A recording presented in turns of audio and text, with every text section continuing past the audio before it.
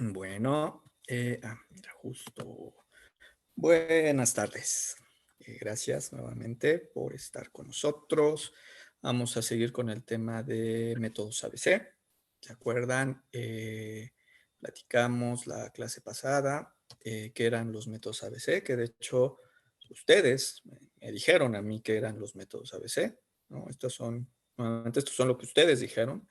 Entonces quedamos que un método ABC es más o menos como un método que está basado en modelos, los cuales estos modelos tú le metes unos parámetros, haces unas simulaciones y que mediante una estadística bayesiana uno falsea la plausibilidad de estos modelos dados nuestros datos, ¿no? Es decir, establecemos una hipótesis y vemos que también esta hipótesis se explica, que también, o si se explica, ¿no? Dados nuestros datos. Ustedes definieron.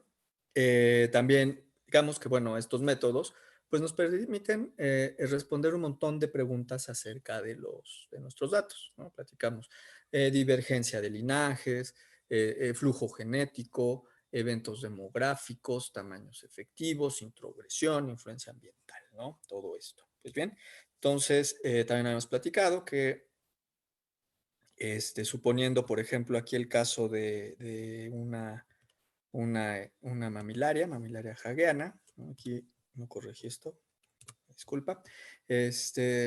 Teníamos, por ejemplo, dos poblaciones, una población con un poquito menos de diversidad, otra población con un poquito más de diversidad, una con un poquito de F y S, ¿no? Podemos interpretarla en términos de endogamia si queremos, podemos pensar en otros procesos también.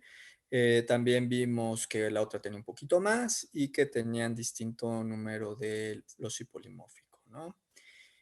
Y una FST de .17, ¿no? Bastante alta, ¿no? Y entonces, bueno, yo les planteo los datos y ustedes lo que hicieron fue plantearme qué escenarios podrían estar influyendo en estos datos, ¿no? ¿Qué preguntas nos podemos hacer para qué preguntas evolutivas podemos hacer que nos den origen justamente a estos datos, a estos patrones, a estos estadísticos de resumen que nosotros estamos observando, ¿no? Y entre los planteamientos que ustedes pusieron, bueno, pues que una población puede ser que tenga un tamaño efectivo más chico que el otro, o sea, tamaños distintos, efectivos. Migración, que haya poca o mucha migración, por supuesto, esto tiene que ver. Endogamia, como bien mencioné hace ratito, que haya alguna barrera génica, puesto que la FST es más o menos alta, a lo mejor hay migración, a lo mejor hay muy poca, a lo mejor hay una barrera, puede ser. Cuello de botella, ¿no? Que entonces estas puede ser que tengan, que sean muy parecidas, pero una de ellas estuvo bajo un cuello de botella, ¿no? Todo con todo lo que esto implica, ¿no? El cuello de botella, bueno, pues impactaría directamente en el tamaño efectivo, pero también puede ser que en la endogamia, ¿no? Y ambientes diferentes, ¿no? También alguna presión selectiva, algún asunto del ambiente que nos esté causando esto. Entonces vean que nosotros entonces podemos plantear un montón de cosas y por supuesto estos planteamientos o estas hipótesis van a ir en función también de lo que nosotros sepamos de nuestro sistema y por supuesto también de nuestro conocimiento de genética de poblaciones, ¿no? De ahí que ya en un curso de este estilo ya partimos de estos valores y ya sabemos más o menos qué es lo que nos están indicando, ¿no? Entonces, pues, lo que nosotros queremos en un principio, pues, es evaluar la plausibilidad de las hipótesis que planteamos, ¿no? Con los datos que tenemos.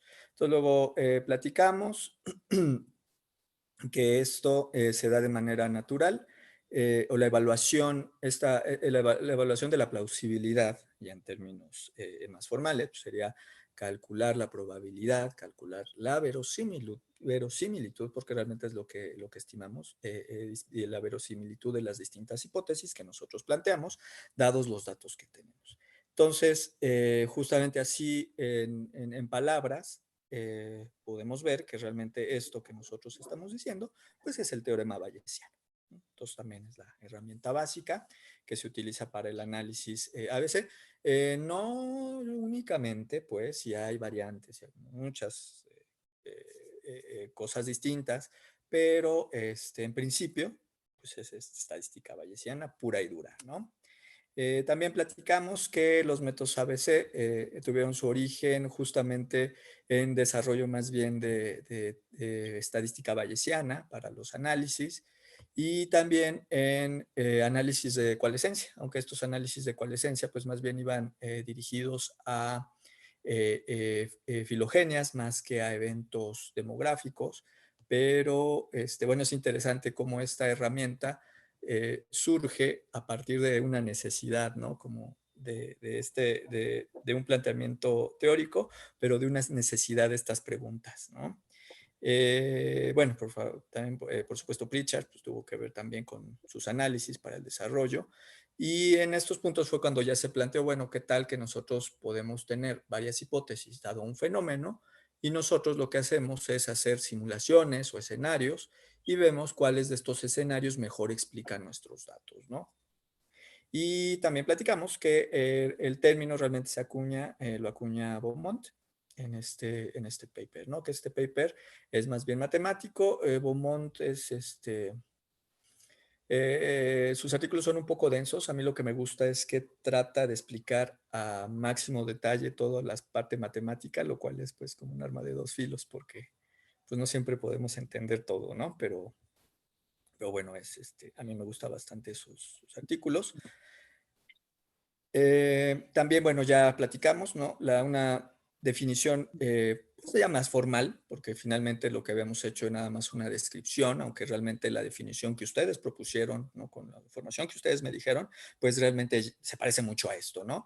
También platicamos que realmente así como una definición formal única no existe de lo que es un método ABC, porque generalmente cuando ustedes ven algún artículo, pues los métodos ABC se definen en función de lo que hacen, no de lo que son, ¿no? Pero bueno, tampoco es grave.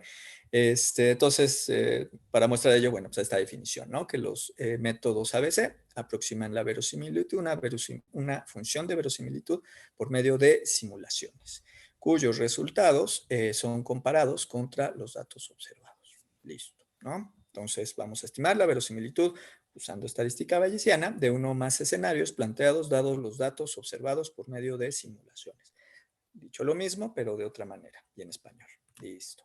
Platicamos, aquí son los pasos de manera muy general, muy informal. Acuérdense que les mencioné que no necesariamente todos los algoritmos funcionan así, por supuesto que no.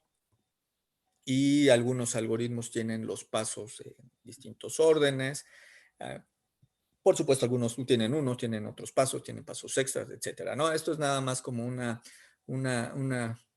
lista conceptual, ¿no? De cómo se lleva a cabo un análisis ABC. Y también platicamos que a veces, pues vamos, por ejemplo, en este paso, por ejemplo, evaluar la plausibilidad de los escenarios y a veces, pues nos damos cuenta de que no funcionan nuestros escenarios. Acuérdense del ejemplo que hicimos muy sencillito de las distribuciones. Acuérdense que, pues a veces no es que el escenario esté mal, lo que está mal son los parámetros, ¿no? A veces lo que está mal es el escenario, entonces por más que le movas los parámetros no va a funcionar. Y a veces, pues justamente lo que está mal es el escenario, entonces tenemos que tener mucho cuidado. En este punto, siempre hay que tener entonces las precauciones que creo que ya ahorita deben de serles pues, evidentes, ¿no? Si nosotros planteamos un escenario que está mal y planteamos uno que está muy mal, va a salir con mejor probabilidad el que está mal. Esto no quiere decir que siempre estemos bajo el riesgo de estar equivocados, no. Muchos de los programas tienen pasos que son de cross-checking o de cross-validation, en los cuales, a pesar de que ya llegamos a un resultado, necesitamos todavía hacer un paso extra para realmente comprobar que la hipótesis que nosotros estamos planteando sí es capaz de explicar los datos que estamos observando, ¿no? No solo se trata entonces de ver qué escenario ganó o qué tamaño efectivo es el más probable. A veces no basta con eso, ¿no? Entonces, acuérdense la frase de quién era, de George Box, que decía, acuérdense que todos los modelos son erróneos, pero algunos de ellos son útiles, ¿no? O como dijo el doctor Eguiarte en la plática de ayer, ¿no? Acuérdense, lo que estamos haciendo son metáforas de lo que observamos allá afuera Y finalmente estas metáforas nos ayudan a comprender los procesos, ¿no?, que están ocurriendo. Entonces, veámoslo así. Pero veámoslo también con mucho cuidado, ¿no?, con mucha precaución de todo lo que estamos haciendo. Bien, entonces aquí están los pasos. Aquí puse unos asteriscos porque vamos a tener que expander algunos de los análisis. Ahorita les voy a platicar un poquito más de por qué. Aparte de los estadísticos de resumen, que se acuerdan que platicamos, que es la heterocigosis, podría ser la FIS, la FCT. También platicamos, o más bien vimos en la práctica, que había, por ejemplo, estadísticos de resumen que estaban totalmente correlacionados, ¿no?, como fue el caso de la mediana y de la media, me parece, ¿no? Y me parece de la varianza y uno de los cuartiles, no recuerdo bien cuáles. Pues se acuerdan, ¿no? Lo vimos en el PSA, que salían las flechas totalmente sobrelapadas, aunque bueno, el PSA no es el diagnóstico preciso para obtener una medida de correlación, pero sí nos indica que pueden estar correlacionadas, ¿no? Entonces, justo cuando estamos trabajando entonces con nuestros estadísticos de resumen, pues a veces tenemos o nos conviene reducir el número de estadísticos. No tiene caso estar usando 20 que nos dan la misma información que si tuviéramos 10. Acuérdense, todo esto infla o sesga más bien todos los estimados de estadística. Acuérdense que todo esto es estadística. Entonces, por esta razón, es ideal tener entonces un juego de datos lo más reducido posible, pero lo más informativo posible, ¿no? Siempre es muy, muy tentador decir, ay, ¿qué estadísticos de resumen? Pues todos, ¿no? Que bueno, como primera aproximación se vale, ¿no? Obtener todos los estadísticos de resumen y ya luego hacer un análisis y ver cómo cuáles nos podemos quedar. Bien, bueno, planteamos nuestras hipótesis, los parámetros, simulaciones, evaluar la plausibilidad de los escenarios, la distancia de las simulaciones contra los observados, aceptar o rechazar parámetros, aceptar o rechazar hipótesis, ¿no? Dependiendo también, ahorita vamos a platicar, del tipo de análisis ABC que estamos usando. Hay análisis, ¿se acuerdan? Platicamos, por ejemplo, de Migrate, que se dedica específicamente a hipótesis de flujo génico, aunque ya hace más cosas, pero bueno, en esencia, en principio, era flujo génico. Entonces, pues lo que hace es calcular el valor de flujo génico que explique mejor los datos, ¿no? Entonces, realmente aquí el algoritmo de rechazo, bueno, el algoritmo de ABC, pues lo que se dedica más bien es falsear el valor de una tasa de migración con respecto a la otra y obtener la mejor, ¿no? Y de ahí se sigue, ¿no? Pero, como en el caso de la clase pasada, nosotros vimos un ejemplo en donde la idea era aceptar o rechazar hipótesis, como era el caso de una distribución normal versus una distribución uniforme, ¿no? Ok, muy bien. Obtener distribución posterior de los parámetros de interés, ya no lo hicimos, pero bueno, finalmente con este juego de información que son las simulaciones que fueron más cercanas a nuestros datos observados, nosotros podemos hacer un ajuste de esta información que nos dan las simulaciones y obtener entonces las distribuciones posteriores a partir de las cuales estimar los parámetros. ¿Sí? Por ejemplo, hacer las simulaciones, vemos distintos tamaños efectivos, vemos cuál tamaño efectivo se parece más a nuestros datos y entonces ya con eso eh, hacemos nuestro algoritmo de ABC y entonces obtenemos esta fracción de simulaciones que se acercan muy bien y que pasan todos los filtros bueno, de estadística. Y con la información entonces de estas simulaciones podemos nosotros hacer un ajuste y obtener entonces el tamaño efectivo, ¿no?, que mejor explique nuestros datos.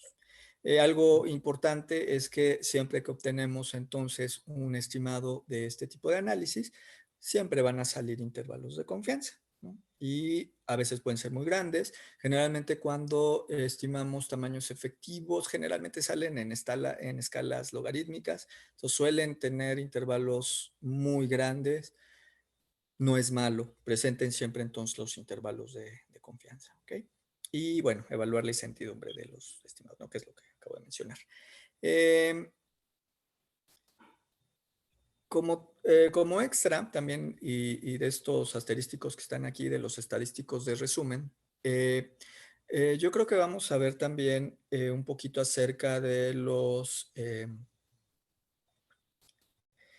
espectros de frecuencia. Ese no lo había considerado, pero Creo que sí lo vamos a ver. Entonces sí lo vamos a ver. Yo creo que ahorita no, pero sí lo vamos a ver. Creo que la clase que entra, entonces le voy a tener que robar otro cacho de clase a Eugenie. Una disculpa, es que ocurrieron cosas chistosas ahorita les cuento más, ¿no? Entonces, bueno, vamos a ver eso, porque creo que sí es importante al final, ¿no? Después de hacer una revisión de los métodos que se está... ¿Alguien está? Ah, no, está abierto tu micrófono. Listo. ¿Qué? Ah, sí. Después de hacer una revisión, me di cuenta de algunas cosas y entre ellas es que FastSynQual es de los programas que se sigue usando mucho, pero acaba de salir una versión nueva de FastSynQual y cambiaron algunas cosas. Entonces, pues tuve que volver a hacer varias cosas y algunas no me dio tiempo. Me di cuenta justo ayer. Me dio mucho gusto, ¿no es cierto? Pero bueno, lo que sí es que mejoró bastante el algoritmo. Entonces, ahorita platicamos de eso. Bueno, la clase pasada, entonces, platicamos del ejemplo sencillo, dadas las dos distribuciones. Les mandó ya, Erika nos hizo favor de enviarles la práctica. Por si ustedes lo quieren hacer, háganlo. Pueden, de hecho, si ustedes lo corren la simulación, van a ver que los resultados pueden ser un poquito distintos, pero debe de converger todo a lo mismo, ¿no? A la distribución normal. Y listo, ¿no? Llegamos aquí. ¿Tienen alguna pregunta de lo que vimos la clase anterior? ¿Alguna inquietud o algo así? ¿Todo clarísimo? Perfecto. Muy bien. Entonces, pues viene la pregunta, ¿no? ¿Cómo vamos a falsear entonces cada planteamiento, cada hipótesis? ¿Cómo vamos a evaluar, ya con sus palabras, ¿no? ¿Cómo vamos a evaluar las distintas hipótesis? Entonces, tomando, por ejemplo, el tamaño efectivo de cada población, ¿no? Por ejemplo, tenemos la población 1 y queremos nosotros conocer su tamaño efectivo, ¿no? Entonces, tenemos primero dos tareas, ¿no? Importantes. Uno, ¿cómo vamos a generar los escenarios o las hipótesis? En este caso, de distintos tamaños efectivos. Y dos, ¿cómo vamos a evaluar qué tan plausibles son? Es decir, cuál es su probabilidad. En este caso, la herramienta por excelencia pues va a ser la coalescencia. Platicamos ya qué es la coalescencia y una de las ventajas es que es sumamente flexible. Se pueden simular escenarios desde muy sencillos hasta muy complejos y los algoritmos son sumamente eficientes. Quiere decir que nos permite elaborar millones de simulaciones muy complejas en tiempos relativamente cortos, ¿no? Obviamente esto va a depender de la complejidad de los escenarios, del número de marcadores, por supuesto, pero pues la herramienta a utilizar entonces va a ser en la coalescencia en general, ¿no? Acuérdense, el ejercicio que hicimos la clase anterior realmente fueron simulaciones utilizando nada más distribución normal y distribución uniforme. Pero en este caso, bueno, para nuestros escenarios demográficos y para estimar diversidad genética y todo esto, vamos a usar coalescencia. Y como habíamos platicado, bueno, pues la probabilidad generalmente se va a estimar con alguna variante bayesiana, ajustada. Obviamente esto va a variar también dependiendo del tipo de algoritmo que nosotros usemos, pero pues esos son, digamos, los pasos, ¿no? Inicialmente, ¿no? Y bueno, esta es la definición, ¿no? Entonces, realmente vean nuevamente. Esto lo que dice aquí, pues es realmente lo que dice acá abajo, ¿no? Entonces, por ejemplo, siguiendo esto de nuestra mamilaria hageana, el tamaño de cada población, ¿no? Entonces, lo que tenemos que hacer es generar escenarios o las hipótesis y sus parámetros, ¿no? Por ejemplo, decir, ok, esta cantidad de variación genética con estas heterocigosis, esta FS y esta P, podría ser explicada por un tamaño efectivo de 100, de 1000, de 10,000 o de 100,000. ¿Cuál sería el tamaño efectivo? En principio podríamos decir, bueno, tal vez de 1,000,000 no, esperemos mucho más variación genética. De 10,000 tal vez, de 1000 se empieza a volver complicado. Nosotros realmente no sabemos cuál podría ser el valor.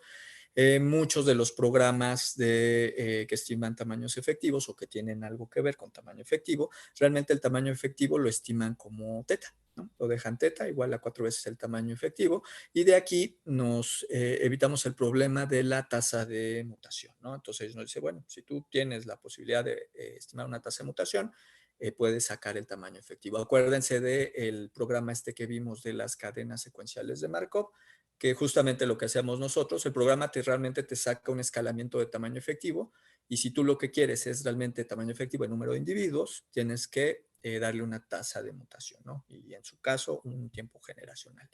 Pero bueno, no es por mucho grave. Nosotros podemos entonces quedarnos con teta. Pero vean que realmente esto, a pesar de que reduce la complejidad de la estimación, pues seguimos más o menos igual, ¿no? Ok, no lo vamos a estimar en términos de tamaño efectivo, pero nuevamente de teta. Entonces, bueno, ¿cuál es el intervalo de valores que nosotros vamos a utilizar, ¿no?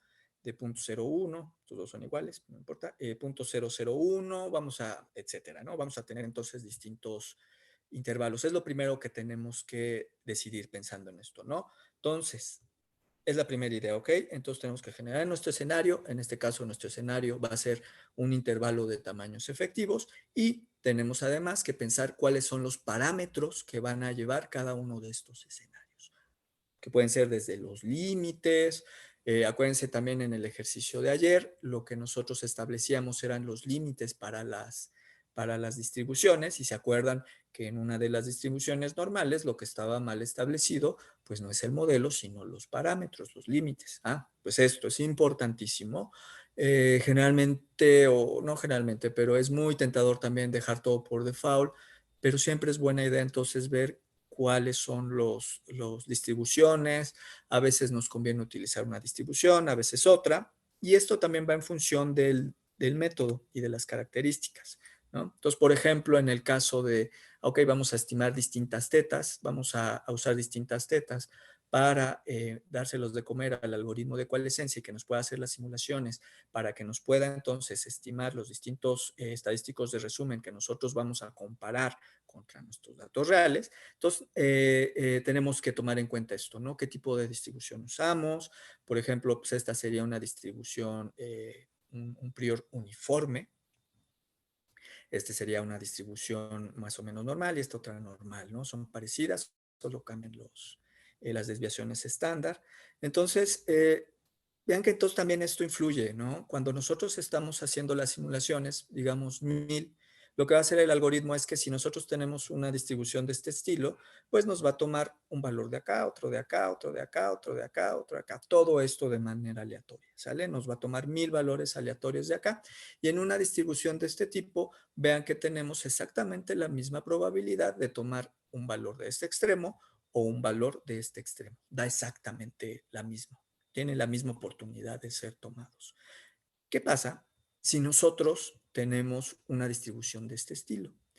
Nuevamente, se van a tomar valores de manera aleatoria de toda esta distribución, pero vean que aquí hay un área mayor, ¿ok? ¿Qué quiere decir esta área mayor? Que aquí tenemos una mayor probabilidad de tomar valores que se encuentren dentro de esta área, ¿ok? Mientras que estos valores finalmente sí pueden ser tomados, pero van a ser tomados con una frecuencia menor, ¿no? Imaginemos entonces tomar puntos al azar de aquí. Pues lo más probable, y que de hecho va a pasar, es que vamos a obtener una mayor cantidad de valores de esta zona. Pero si tenemos nosotros ahí sí una distribución de este estilo, una distribución normal, vean que además no solo vamos a tener la mayor probabilidad de tomar datos en esta área, sino que va a estar justamente aquí la mayor cantidad de datos que vamos a tomar, ¿no? En el caso de una distribución normal, pues va a ser en el punto, en la media, ¿ok? Y generalmente en estas distribuciones no excluyen los valores extremos, pero estos van a ser tomados con una menor frecuencia. Una pregunta interesante. ¿En qué momento nos conviene utilizar una u otra distribución para la elección de nuestros priors? Muchos programas nos permiten hacer eso, nos permiten decir, ¿quieres una distribución flat? ¿Quieres una distribución normal? ¿O quieres una distribución, a veces hay distribuciones gamma, que esas son bastante útiles cuando nuestros parámetros chocan con cero, o una distribución de Poisson también puede ser, estas formas también dependiendo del tipo de parámetros. Pero es una pregunta interesante. Vean que no es trivial. ¿Cuándo nos conviene utilizar una distribución para nuestros priors, de donde vamos entonces a tomar nuestro parámetro, en este caso el valor de teta, para empezar a hacer las simulaciones? En este caso, podríamos tener alguna información previa acerca de nuestro sistema. Por ejemplo, el tamaño efectivo, decir, bueno, yo creo que es bastante improbable que sea de 100, bastante improbable que sea de 100,000. Lo más probable es que estén estos dos, pero vamos a incluir los dos tamaños, ¿no? ¿Qué les parece que incluimos los dos tamaños? Pero que el algoritmo se centre en los valores que están acá, sin excluirlos de acá. Porque qué tal que sí, que en una de esas sí cae ahí, pero entonces, ¿qué tal que mejor nos conviene que el algoritmo se centre en estos tamaños? Bueno, pues entonces nos convendría utilizar una distribución más o menos como esta, ¿no? Aquí se centraría entonces, perdón, el algoritmo muestraría de manera más frecuente, aquí donde está la mayor área, bajo la curva, de valores. Aquí tendremos una mayor representación, pero también tendríamos representación de aquí, ¿no? Para no dejar fuera los otros extremos. Por ejemplo, ¿no? Eso podemos usarlo. Puede ser que llegue el caso que no sepamos nada y que pues, nos conviene entonces tomar uno flat. Pero otra vez, el problema que viene aquí es que cuando nosotros tenemos distribuciones flat, tenemos que tener mayor número de simulaciones, mayor número de muestreos para tener una representación pareja, ¿no? En este caso, si nosotros ya sabemos a priori que podemos tener o que una de estas distribuciones nos funciona, puede ser que con menos simulaciones tengamos una buena representación. Pero, en todo caso, tienen que ser muchas, ¿no? Tienen que ser muchas. Estamos hablando de millones, ¿no? Muy bien. Entonces esto, tómalo en cuenta, que generalmente cuando nosotros elegimos los priors o las distribuciones a priori, cada uno de estos parámetros, entonces debemos de poner intervalos. Muchas veces los intervalos son importantes cuando tenemos distribuciones uniformes porque llegan hasta ahí. Una de las ventajas de tener distribuciones tipo normal es que nosotros establecemos el valor medio y la desviación estándar. Esto quiere decir que los intervalos no tienen intervalos, los límites pueden ser muy amplios, van a estar dados por la desviación estándar. Entonces, a veces también puede convenir utilizar distribuciones normales, ¿no? Pero para cada distribución nosotros tenemos que poner entonces otra vez los parámetros de la distribución, en dónde está el punto medio, una distribución, una desviación estándar muy amplia, como esta, ¿no? Bueno, que incluso hasta puede tener límites. En el caso de una distribución gamma, bueno, pues el parámetro gamma, etcétera, ¿no? O sea, puede variar. Entonces, esto no hay que tomarse a la ligera, hay que leer bien los manuales. Y ahora sí, tomar en cuenta otra cosa, ¿no? Por ejemplo, en nuestro ejemplo de las mamilarias, pues vean que tenemos dos poblaciones, ¿no? Entonces, por ejemplo, queremos aquí, bueno, la teta para estimar tamaño efectivo, la tasa de migración, el tiempo T, que va a ser el evento a la tasa a la migración, ¿no? O bien puede ser el evento a la separación de las poblaciones. Este es un parámetro que puede ser el que ustedes quieran, que se imaginen. Por ejemplo, una R, ¿no? Una tasa de crecimiento en el caso de que digamos, ¿sabes qué? Es que se me hace que tuvo un cuello de botella. Entonces, tuvo una reducción. Entonces, tenemos que meter un parámetro de crecimiento o de contracción poblacional, porque a veces digo de crecimiento, pero no estoy muy seguro si de crecimiento es anglicismo. Bueno, contracción poblacional, ¿no? Dependiendo también luego el signo que le pongamos. Entonces, vean que cada uno de estos parámetros va a tener su propia distribución. Y en este caso son 4. Por población, pues ya se vuelven 8. Ajá. Pero acuérdense también que nosotros vamos a mostrar un montón de puntos de cada una de estas distribuciones. O sea, imagínense que muestramos 100 puntos, que es muy poquito, ¿eh? No estoy diciendo que con 100 funcione, por supuesto que no, pero imagínate 100 puntos de cada una de estas distribuciones. ¿Cuántas simulaciones necesitamos para obtener la combinatoria de estos 8 parámetros para 100 puntos?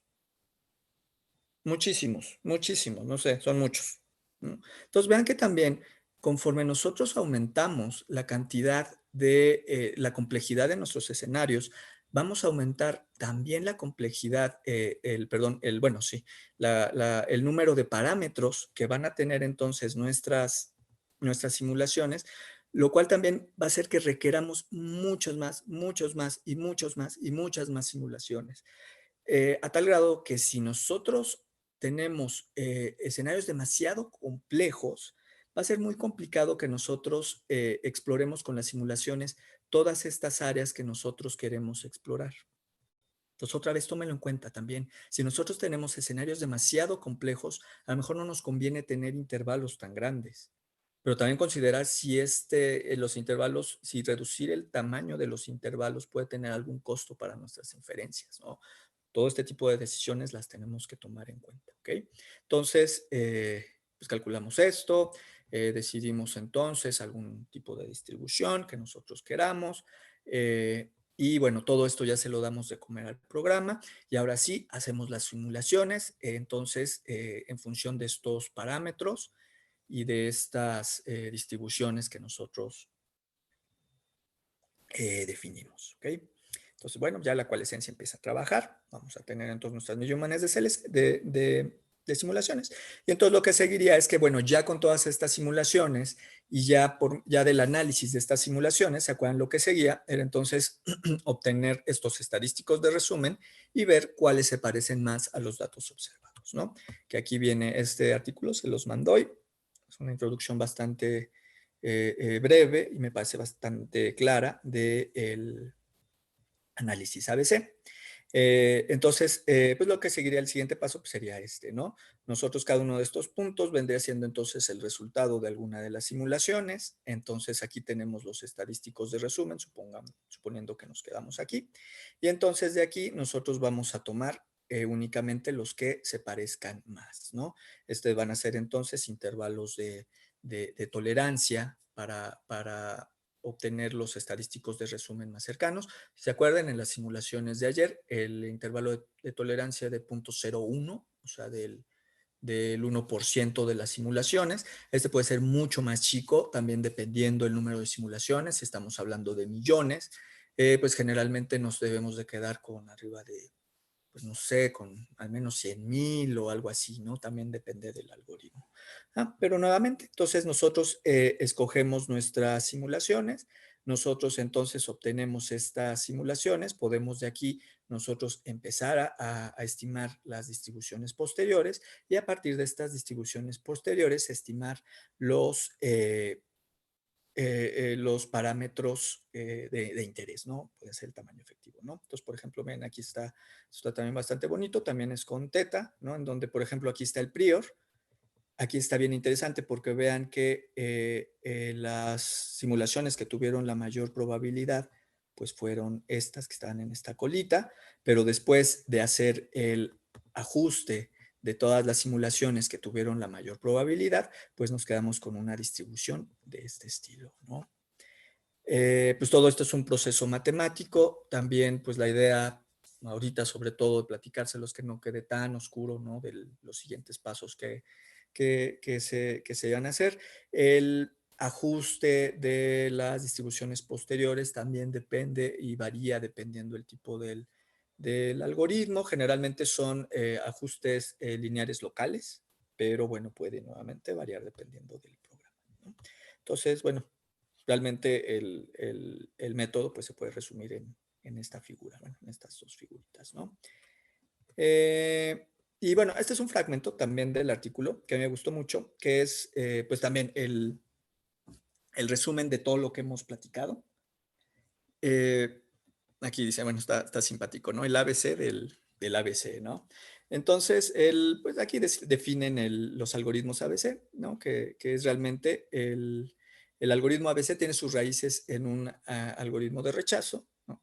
Es decir, bueno, rechazar una hipótesis con respecto a la otra, que es lo que hemos platicado hasta el principio, desde el principio, que espero que ya ustedes ya lo tengan perfectamente memorizado. Y bueno, lo que hace estos algoritmos, pues es decir, ok, vamos a simular grandes números de juegos de datos bajo ciertas hipótesis que no son escogidas determinísticamente, ¿no? Más bien se muestrean a partir de una distribución, lo que acabamos de ver, ¿no? Tenemos nuestra hipótesis y lo que vamos a hacer es hacer los muestreos dependiendo en función de una distribución. Y de aquí todo esto se va a reducir a estadísticos de resumen, ¿no? Otra vez acuérdense, en el caso del ejemplo de ayer, pues era media, mediana, cuartiles, etcétera. En el caso de nuestros datos de variación genética, pues es heterocigosis, FST, FIS, frecuencias alélicas, espectro de frecuencia, etcétera, ¿no? Pueden ser varias, ¿no? Y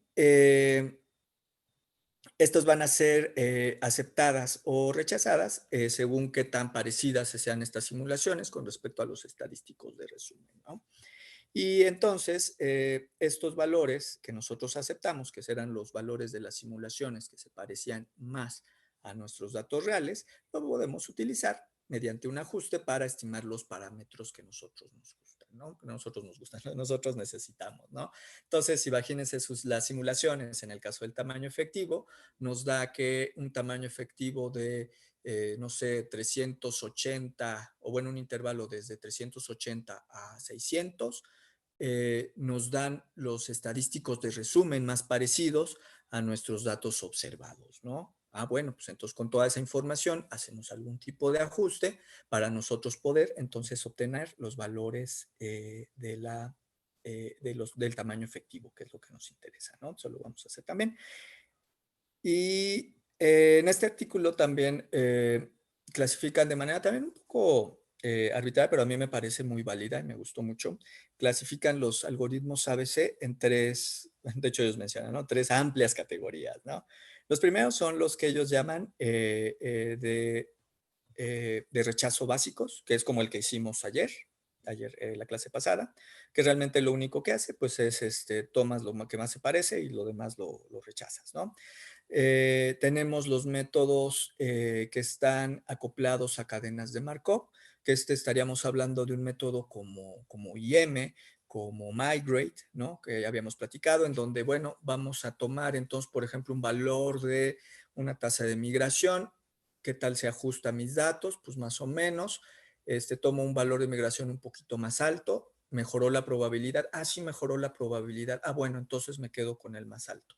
Luego hago otro mucho más alto, ¿mejoró la probabilidad? No, no mejoró, empeoró. Ah, entonces me regreso un pasito y lo vuelvo a evaluar, ¿no? Eso es finalmente lo que hacen las cadenas de Markov. Y esta es otra de las familias de métodos, ¿no? Que finalmente están acopladas a cadenas de Markov, que lo que van a hacer es permitirnos muestrear este espacio de parámetros, pero no muestrarlo de manera tan bueno, en inicio sí es una manera aleatoria, el punto de inicio es una manera aleatoria, pero lo que va a hacer es que va a seleccionar solo los puntos que vayan optimizando la probabilidad, mientras que en el ejercicio que nosotros hicimos la clase pasada, nosotros muestreamos de manera aleatoria toda la distribución, ¿no? Obviamente esto va a depender también del tipo de algoritmo que nosotros vamos a utilizar, ¿no? Como les mencionaba, pues están aquí también algoritmos como Lamarck también, por ejemplo.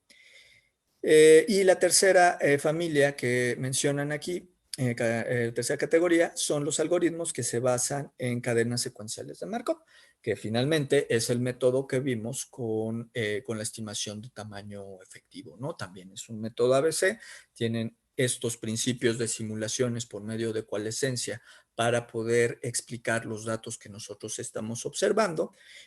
Aquí la diferencia es que el algoritmo de búsqueda es distinto, tiene distintas particularidades de las cuales no vamos a platicar ahorita. Pero bueno, funcionan muy bien y sobre todo son muy eficientes cuando nosotros tenemos grandes cantidades de datos, aunque funcionan para hipótesis más bien específicas, ¿no? Pero bueno, esos son los tipos. También entonces, en este sentido, es importante que nosotros también identifiquemos qué método estamos usando, ¿ok? Eso tampoco se les olvida, aunque parezca algo, pues de hecho no es ocioso, ni siquiera parece ocioso. Voy a retirar lo que acabo de decir. No, es necesario. Cuando nosotros, es que voy a correr Migrate, ¿qué tipo de algoritmo es? Ah, pues es un ABC acoplado a cadenas de Markov. Esto nos ayuda también para no solo comprender cómo funciona el programa, pero también nos ayuda también para establecer de una manera más práctica las distribuciones, los parámetros, la búsqueda, etcétera, ¿no? Por ejemplo, si vamos a usar un algoritmo como el Do Yourself ABC, que es más bien de este estilo de rechazo, Pues estos lo que hacen es explorar todo, ¿no? Sin ningún tipo de guía. Entonces, de entrada sabemos que en este tipo de algoritmos vamos a tener que correr millones y millones y millones de simulaciones. Bueno, estos luego también tienen que correr millones y millones y millones de cadenas, ¿no? Pero bueno, nuevamente, el conocer nuestro método nos permite entonces diseñar mejor nuestro análisis. No se les olvide, ¿no? Y en el caso, bueno, de estos, también ver las particularidades que tienen, como en el que corrimos la clase pasada, ¿no? Que vieron que tenía un montón pues de requerimientos, ¿no?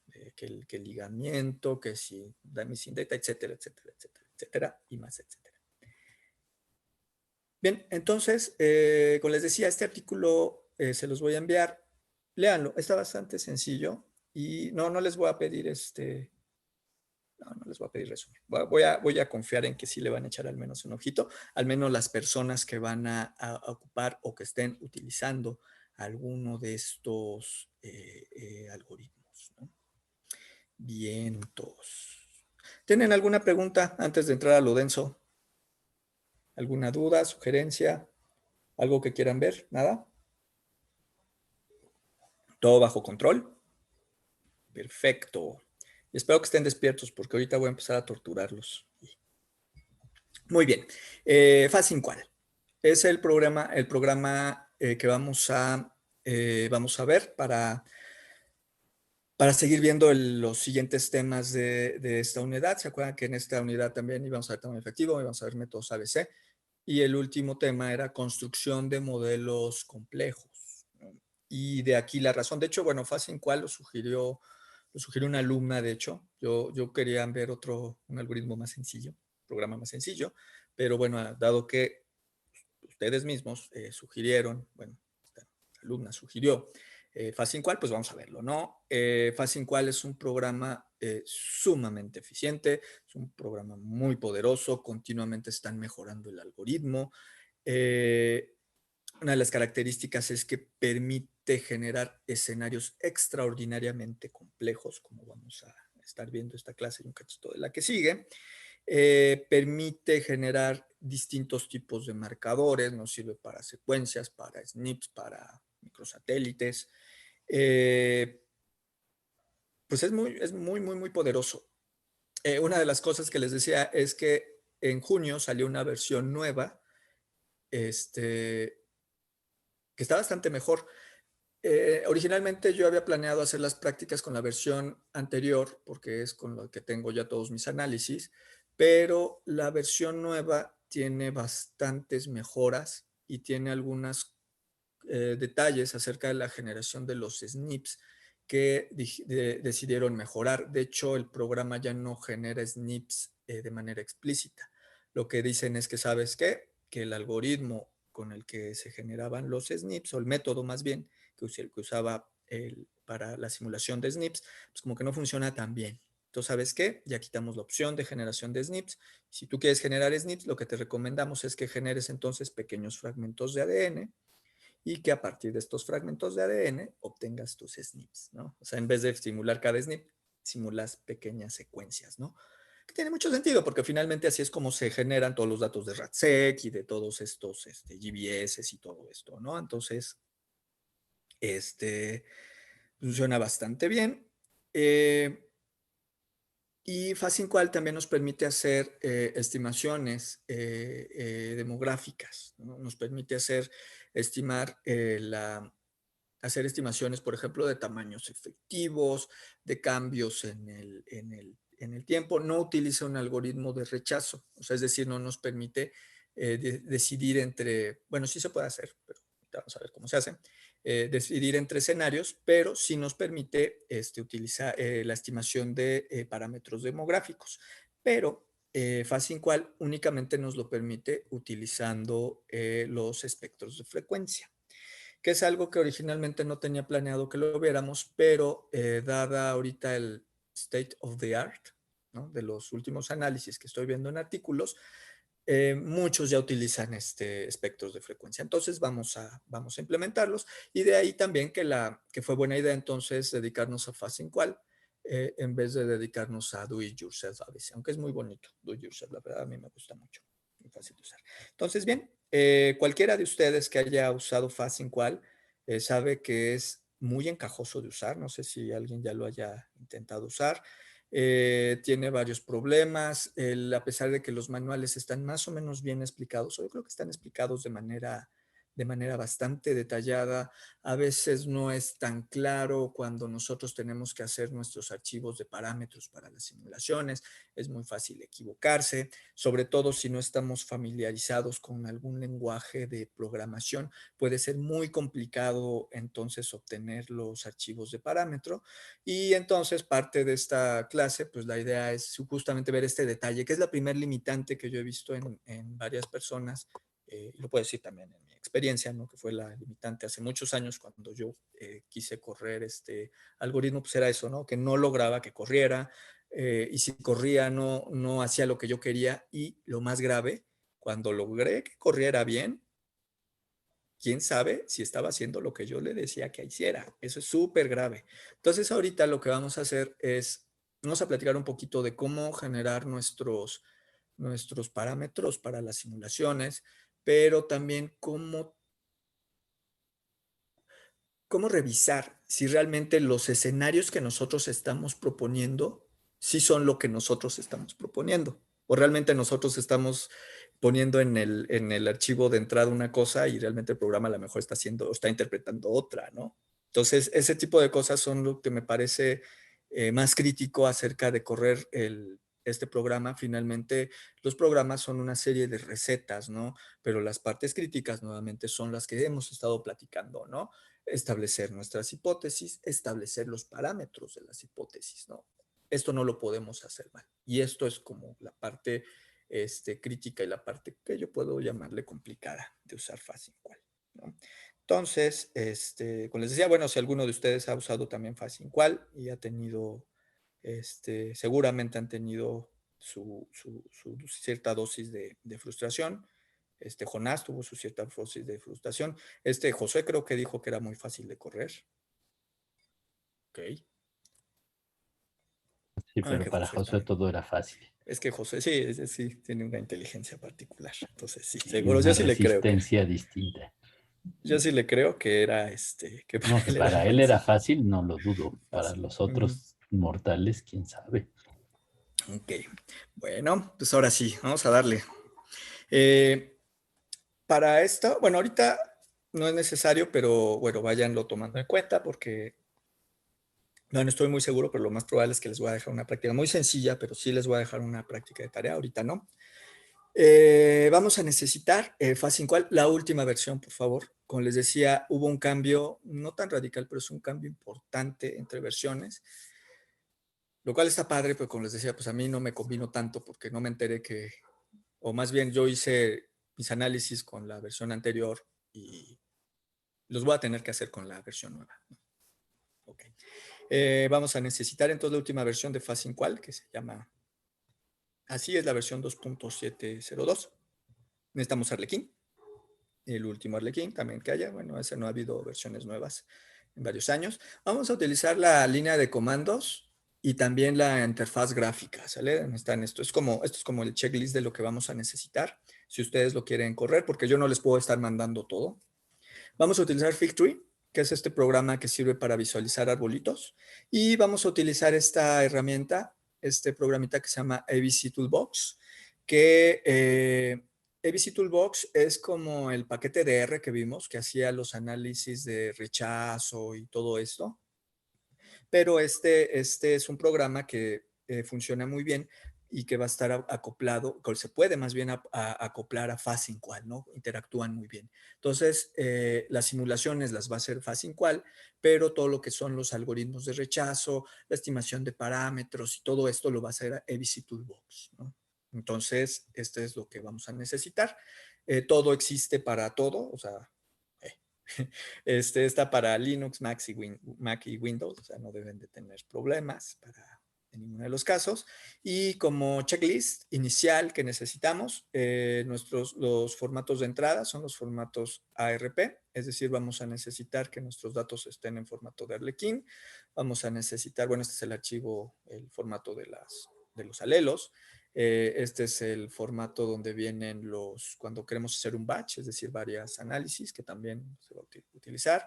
Los settings, otro archivo de settings y un archivo donde viene el resumen de los estadísticos de resumen. No se preocupen demasiado ahorita, porque eso lo vamos a ir haciendo. Y de hecho yo lo que planeo hacer es mandarles esta presentación como PDF para que lo tengamos. Intenté hacer un video, pero resultaba demasiado tardado. Y después de media hora de video y vi que estaba avanzando muy poco, decidí mejor que lo veamos en clase y mandarles este PDF, que no es necesariamente un manual, pero les puede ayudar. Y bueno, plantear las hipótesis y establecer los parámetros de los escenarios. No, acuérdense, miren, seguimos sobre las mismas ideas que vimos al principio, ¿no? Estadísticos de resumen, los que nosotros queramos. En este caso, acuérdense, aquí están los asterísticos, ¿no? No necesariamente son todos y podemos, y vamos a ver después, que no estoy muy seguro que sea un estadístico de resumen como tal, pero vamos a ver los espectros de frecuencia. Okay. Plantear nuestras hipótesis, ¿sale? Para esto vamos a necesitar los archivos, que es el más importante. Los más importantes, este es el que va a decidir el escenario en sí. Y estos lo que van a hacer es establecer los parámetros para los escenarios y los parámetros para las corridas, ¿no? Mientras que uno de los archivos nos va a decir cuál es el escenario, otro nos va a decir cuáles son los parámetros y otro nos va a decir cuántas corridas se van a hacer, mientras que el otro nos va a decir los algoritmos de rechazo, cómo vamos a andar, ¿no? Entonces, pues sí, son muchos archivos, es muy fácil hacernos bolas, pero pues van a ver que no es tan complicado. Bueno, soy yo espero. Bueno, no, sí es complicado, no les voy a decir que van a decir, ay, Jaime dijo que es muy sencillo, se parece a Josué. No, Josué es el que dice que es sencillo, yo digo que es complicadísimo. Bien, vamos a empezar entonces con lo que a mi parecer ha sido entonces la parte más, la limitante. Vamos a simular los escenarios. ¿Cómo simulamos los escenarios utilizando FAST-SYNCWAL? Que puede ser una pesadilla o para algunos, como lo platicamos, para algunos va a ser muy sencillo. Esperen, voy a cambiar de editor de texto. En fondo negro no me gusta tanto para... Aquí está, ¿no? Entonces espero que ustedes vean. Esto es un parent file, un archivo de parámetros para las simulaciones, y en esencia esto es lo que nosotros le damos de comer a FAST-SYNCWAL. Aquí es donde viene toda nuestra simulación. De ahí, que puede ser complicado. A nosotros nos van a entregar la parte que tiene su número de teléfono. Diego, está abierta tu micrófono. Podría cerrarlo, gracias. Listo. Entonces, aquí es donde viene entonces establecido nuestro escenario. Pues vean que realmente no es así que digamos, uy, viene clarísimo. O sea, sí vienen los tamaños efectivos, viene el número de muestra, pero por ejemplo aquí growth rates, ajá, y viene un 0, ¿no? Bueno, aquí dice 0, bueno, pues quiere decir que no hay migración. Eventos históricos, pues no pasó nada, ¿no? El OSI cromosoma, vean que sí viene explicado, pero no es tan claro. Entonces, bueno, todo esto viene, por supuesto, en el manual, pero vamos a verlo más bien en la práctica, ¿no? Entonces, bueno, el primero, pues, el número de poblaciones que vamos o DEMES, que vamos nosotros a simular, bueno, una. En este caso, es una población con un tamaño efectivo. Aquí viene 20,000. Ojo, FAST-SYNCWAL simula en función de genes. ¿Qué quiere decir? Que si nuestros bichos son diploides, quiere decir que este tamaño efectivo sería de 10,000, es de la mitad, no de 20,000, tomen en cuenta. Bueno, los tamaños de muestra, en este caso 50. FAST-SYNCWAL también tiene la opción de tener muestreos temporales, ¿no? Por ejemplo, si quisiéramos decir, ok, ¿qué pasaría si yo hice un muestreo en la actualidad y un muestreo hace 100 años, ¿no?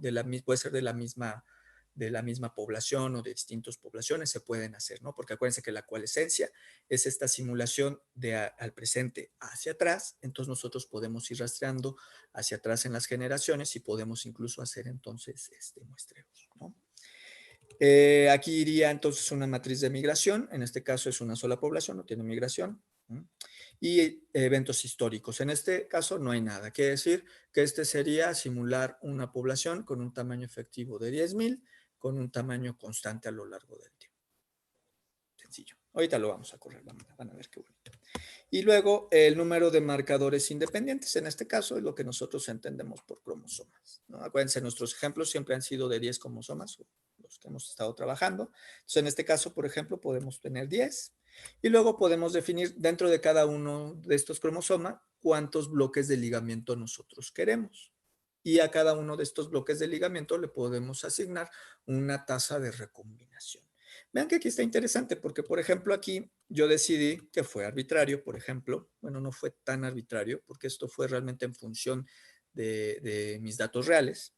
Por ejemplo, decir, ok, vamos dentro de cada cromosoma, vamos a simular bloques de 1000 pares de bases, los cuales van a ser independientes, pero dentro de cada uno de estos bloques vamos a tener una tasa de mutación tal y dentro de cada uno de estos bloques, de estos 1000 pares de bases, no va a haber nada de recombinación, van a estar ligados, ¿no? Tomar este tipo de decisiones puede ser un poquito complicado. Se dan cuenta que nosotros podemos decidir, no, bueno, voy a simular un cromosoma completo, o si somos muy clavados, decir, ay, no, yo voy a simular 100 pequeños fragmentos que cada uno de ellos no va a tener recombinación dentro, etcétera, ¿no? También otra vez la decisión puede ser un tanto arbitraria y también va a ir en función de lo que conozcan y lo que sepan acerca de sus datos, ¿no? En este caso, por ejemplo, pues yo decidí que van a ser fragmentos de 1000 pares de bases que están ligados, pero que entre ellos sí van a ser independientes, ¿no? Y la tasa de mutación. Esta tasa de mutación va a determinar entonces la cantidad de variación que va a tener cada uno de estos fragmentos, lo cual está bien interesante porque esta tasa de mutación lo que puede hacer es decir, determinarnos el número de mutaciones que esperamos en cada 1000 pares de bases, en este caso, o en cada 100, o dependiendo, ¿no? El tamaño. Esta característica es bastante útil porque nos permite deshacernos de una tasa de mutación global y más bien, bueno, global en el sentido genómico, y más bien nos va a permitir utilizar la tasa de mutación únicamente para establecer la cantidad de variación genética que nosotros esperamos. Es bastante útil y pero también, nuevamente, nosotros podemos tener, aquí pues yo le puse la misma tasa de mutación a todos los fragmentos, pero podríamos decidir que tuviera una más alta, una más baja, etcétera, ¿no? Eso no importa. Y también podríamos decidir que hubiera eventos de recombinación dentro de nuestro fragmento, ¿no? En este caso, 1000 pares de bases no van a tener recombinación dentro, pero por ejemplo, a lo mejor quisiéramos decir, no, para mí es más fácil simular todo el cromosoma completo. Si nosotros tenemos una tasa de recombinación para nuestra especie, decir, no, mejor en vez de simular varios pequeños cachitos, pues entonces a lo mejor lo que me conviene es entonces simular el cromosoma completo con una tasa de recombinación dada, y entonces ya con eso voy a tener algo muy aproximado a lo que es mi especie, ¿no? Obviamente eso depende del organismo de estudio. Bien, entonces ya que establecimos esto, obviamente todos estos, vamos a ver varios archivitos, se los voy a pasar para que ustedes puedan irlos haciendo más complicados. Este es como el primer consejo que les doy. Cuando generen sus escenarios, empiecen siempre de lo sencillo a lo complicado. Y siempre, siempre, córranlo. Ya tienen el más sencillo, que es en este caso, es uno muy sencillo, pero lo vamos a comprobar que corra. Siempre, siempre. No vayan a decir, me quedó bien, se ve bien, listo. A partir de esto va a ser uno más. No. Siempre correrlo.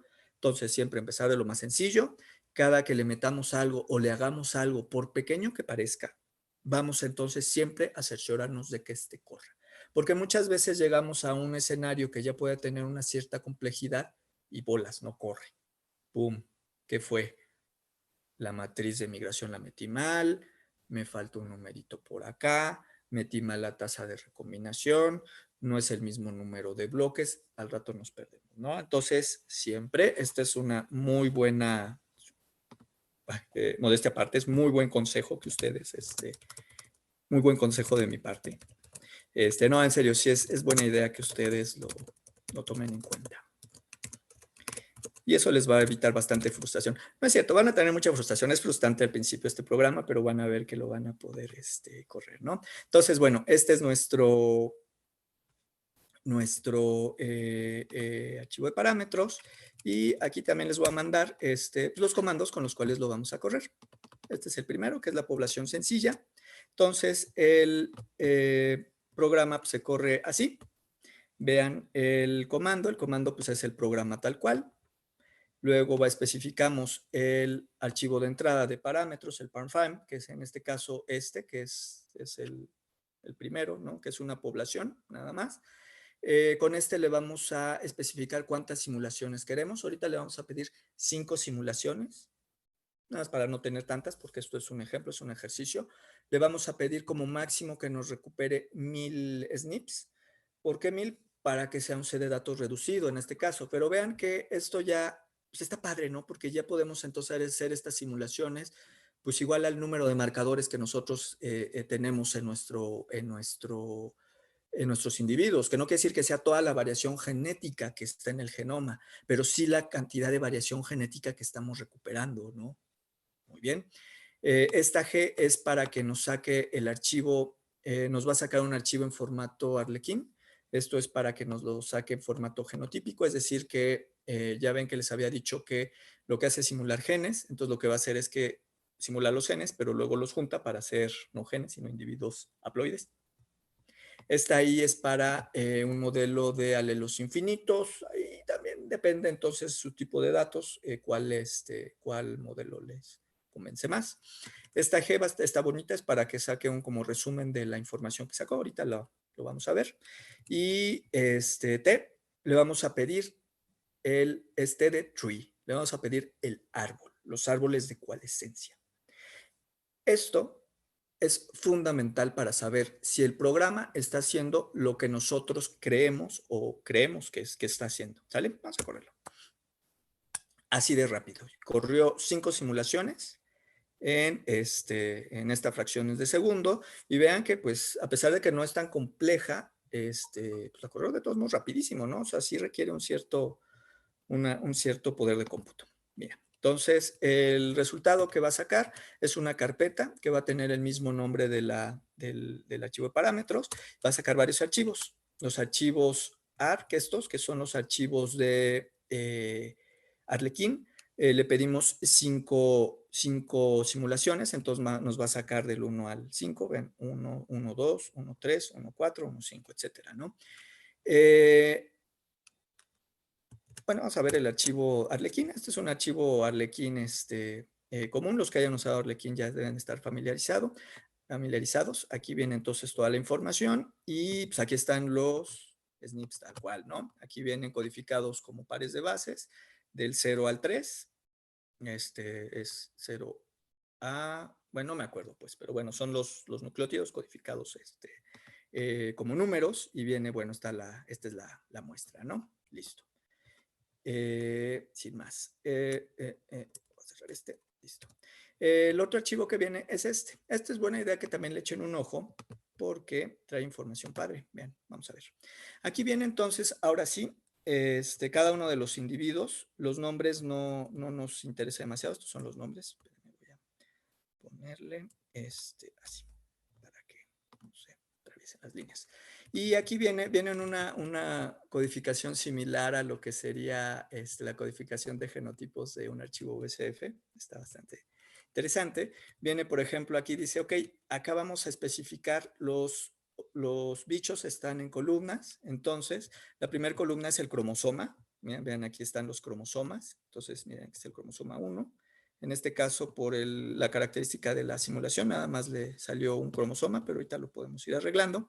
Viene la posición en el cromosoma en donde cayó la mutación o la variante. Entonces vean que esto es bien útil porque si nosotros tenemos nuestro VCF en donde vemos más o menos la distribución a lo largo del cromosoma de nuestras variantes, nosotros podemos ir moviendo estos parámetros para que efectivamente las simulaciones se parezcan lo más posible a nuestros datos, ¿ok?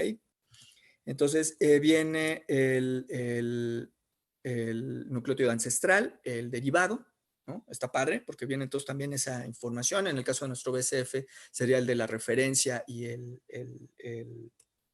derivado. Y luego viene la información, así, tal cual. Entonces viene el 0, por ejemplo, para este individuo. Pues 0 quiere decir que es homózigo para la posición G. Los unos, si no mal recuerdo, quieren decir heterózigo, y parece que el 2 es homózigo para la segunda posición, ¿no? Etcétera, ¿no?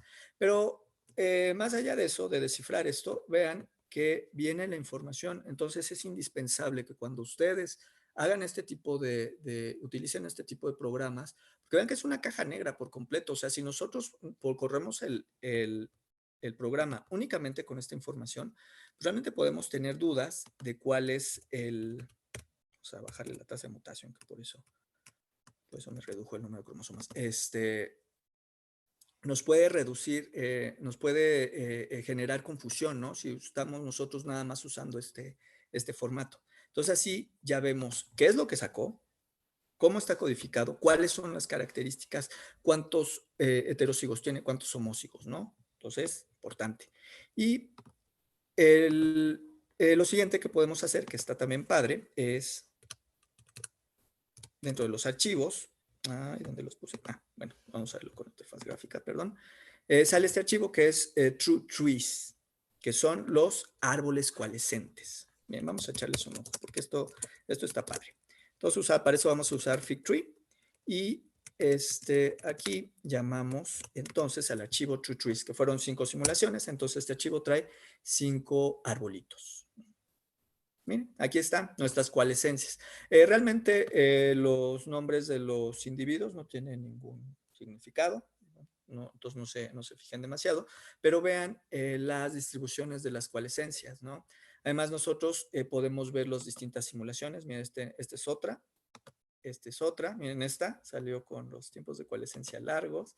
Esta también. Y bueno, esta no, son varias, son las 5. Miren, esta también como salieron. Pero bueno, son coalescencias con coalescente dado el tamaño efectivo que nosotros pusimos, ¿no? Otra de las cosas padres es que nosotros podemos poner, por ejemplo, las node labels. Estos numeritos que están acá son las generaciones. Entonces nosotros podemos también ir rastreando los tiempos generacionales de estas simulaciones. Vean aquí el último evento de coalescencia fue a los 21,000 generaciones. Este fue a los 70,000, a los 100,000, a los 40,000, 34,000, ¿no? Entonces acuérdense de lo que decía la teoría. Teóricamente, si hacemos suficientes simulaciones, este número debe ser en promedio 4 veces el tamaño efectivo, ¿no? Si son muy ociosos, podrían tratar de estimarlo, ¿no? Pero más allá de eso, la exploración de ver estos tiempos de coalescencia nos puede ayudar también para ver cómo se están comportando los distintos escenarios que estamos haciendo, ¿no? En este caso, nuevamente, pues nada más es una población con un tamaño efectivo dado, y aquí están las coalescencias. Ok, entonces, como les decía, esto es útil entonces para ver que estén funcionando bien nuestros archivos, pero para saber que todo está realmente en orden, pues no hay como para correr una de las simulaciones. Obviamente esto no lo vamos a hacer para todas, pero lo estamos haciendo para ver que efectivamente nuestro archivo de parámetros, que va a ser el origen de todas nuestras simulaciones, esté haciendo algo que nos sirva y que esté haciendo lo que nosotros queremos que esté haciendo. Para eso, pues vamos a utilizar entonces nuestro buen amigo Arlequín. En este caso lo voy a utilizar con su interfaz gráfica. Listo.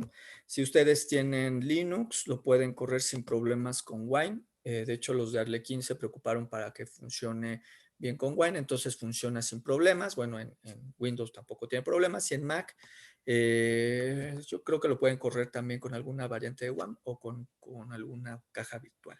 Les recomiendo usar la interfaz gráfica porque la vamos a necesitar. Ok, ahorita más adelante les platico. Pero entonces, bueno, pues entonces lo que hacemos, nos vamos aquí, nos vamos a la clase, nos vamos entonces a nuestra carpeta de los archivos. Aquí está el FAT, aquí está, ¿no? Vamos a analizar, por ejemplo. Listo, aquí está. Y pues para ver que todo esté en orden y que todo funcione, pues nada mejor que pues, analizarlo. ¿Ok? también el programa de Arlequín, pues también ya es muy, muy eficiente, lo analizó muy rápido y nos va a sacar entonces los resultados, ¿no? Listo. Aquí está. Entonces, lo primero que hay que ver es que no salga ningún tipo de error, porque a veces nosotros sacamos nuestros resultados y aparentemente está todo bien y a la hora de la hora, pues no. Entonces, hay que ver que, bueno, si haya diversidad genética. Aquí viene la información. Bueno, viene para cada marcador. Aquí viene, por ejemplo, el número de genes, el número de loci, etcétera.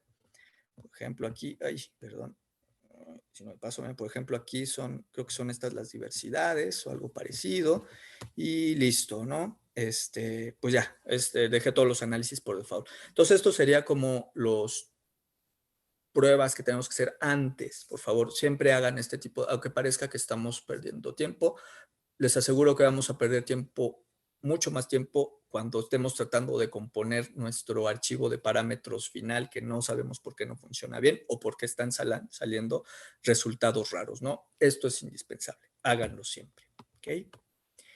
Listo. Pues miren, así está. Entonces tenemos el primer archivo, que es el de una población. Entonces, como les decía, una de las ventajas de FASINQUAL es que nosotros podemos ir haciendo más complejos y más complejos nuestros escenarios. Por ejemplo, vamos a ver una población, pero en este caso tiene una tasa de crecimiento. Acuérdense que la coalescencia es de presente a pasado, quiere decir que si esta tasa es negativa, quiere decir una expansión poblacional, y si es positiva, quiere decir un cuello de botella hacia atrás en el tiempo, ¿no? Entonces, en este caso, le di una expansión poblacional. Aquí están, son los mismos parámetros, pero pues vamos a correrlo, ¿no? Y vamos a ver qué pasa. Listo, aquí está. Aquí está. Ay, no. Ahí ya lo perdí. Es pop ¿cuál es el de la población? Pop. Es este. Sí. Listo, gracias. Entonces, lo corremos. Vean, rapidísimo. Es un programa muy eficiente. Y pues vamos a hacer lo mismo, ¿no? Se pone padre, ahora sí ya se pone interesante. ¿Se acuerdan cuando tuvimos la clase de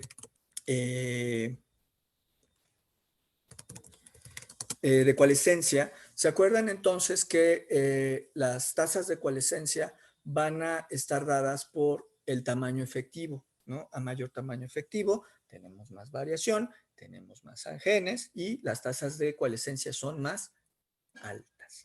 ¿Se acuerdan que entonces esto tiene una huella característica en las genealogías que se simulan con coalescencia? ¿Se acuerdan? ¿Alguien de ustedes se puede acordar más o menos qué forma de los árboles esperamos? ¿Alguien se acuerda? Ya vimos los árboles con coalescente neutro. ¿Cómo esperaríamos la forma de los árboles cuando tenemos una expansión poblacional? ¿Se acuerdan? Cuando hay un tamaño efectivo más grande, tenemos entonces mayor tasa de coalescencia. Quiere decir que esperaríamos que los eventos de coalescencia estén más o menos, bueno, no más o menos, pero estén localizados en el momento de la expansión, es decir, en el momento del crecimiento del tamaño efectivo. Vamos a ver si es cierto.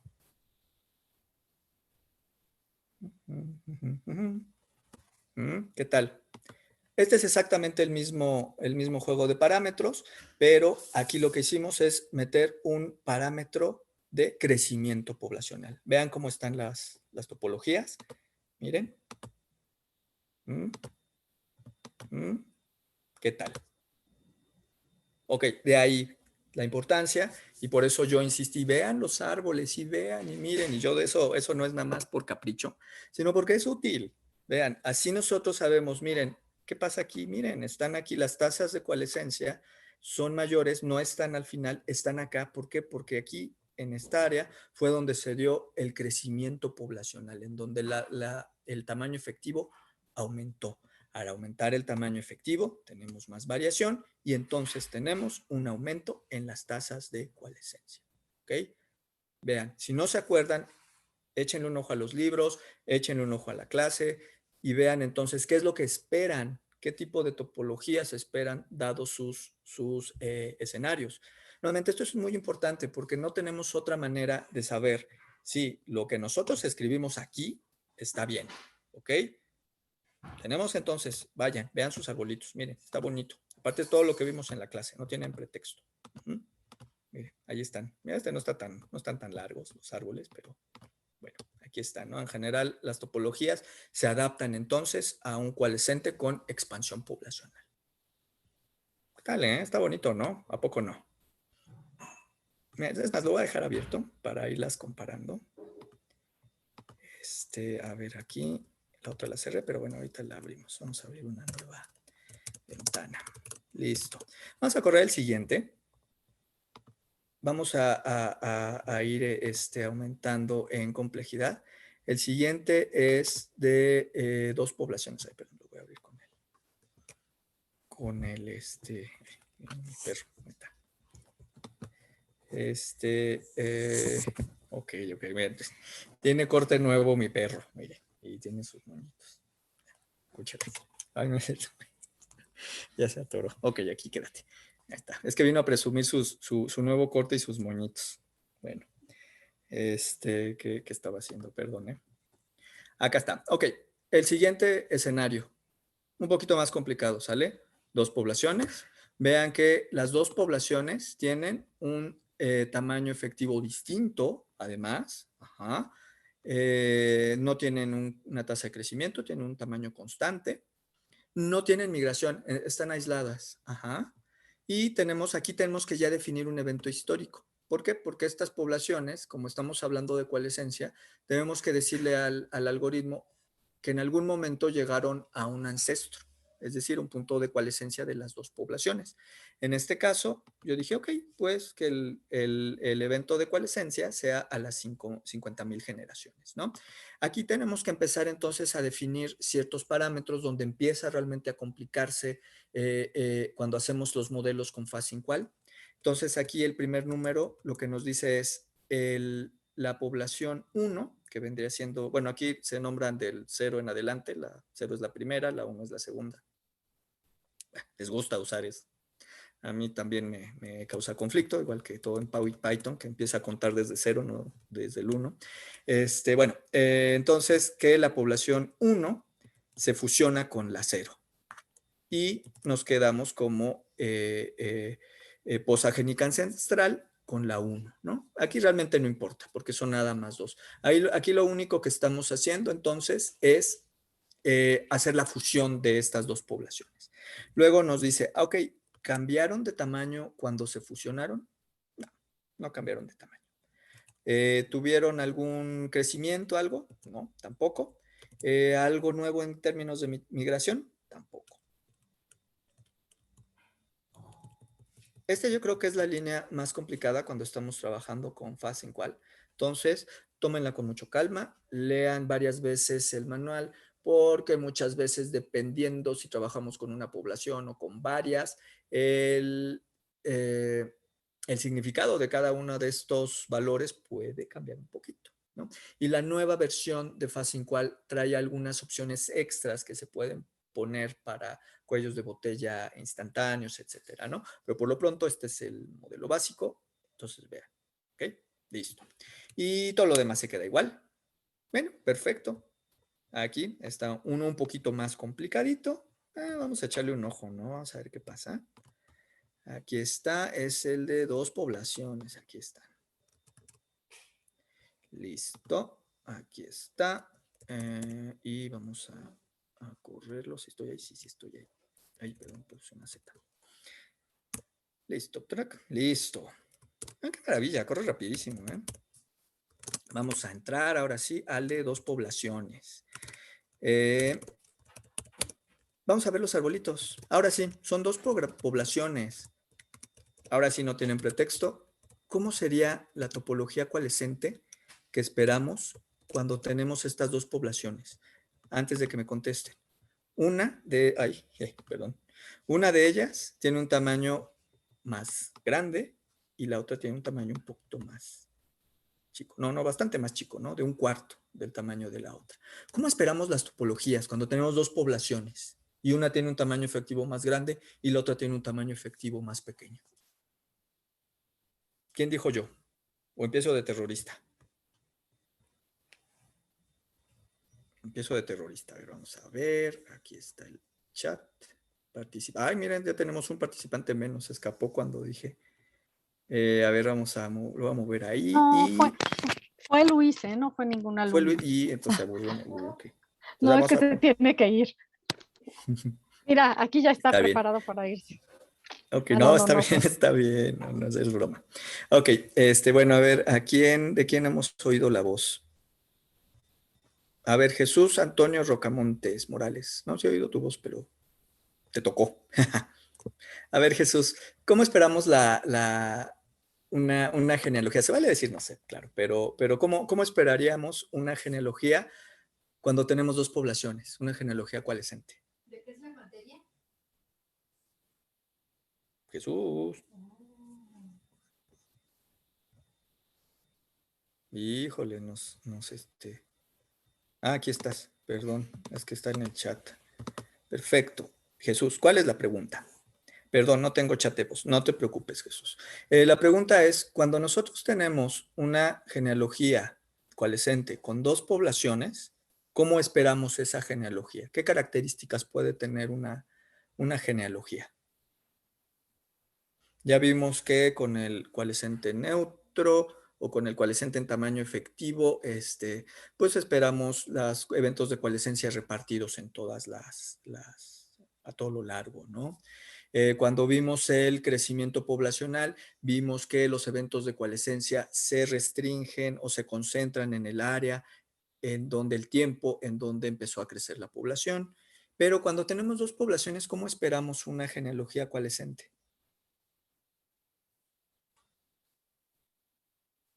Ver, ¿algo? ¿O alguien que le quiera ayudar a Jesús que no tiene el micrófono?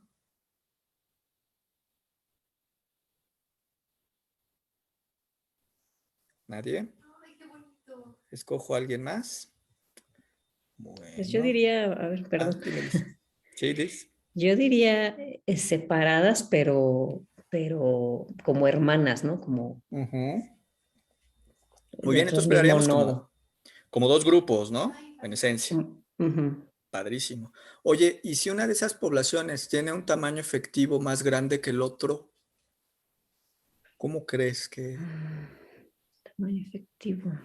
Ajá, si tenemos tamaño efectivo más grande, tenemos más variación genética. ¿Y cómo esperamos que sean los tiempos de coalescencia?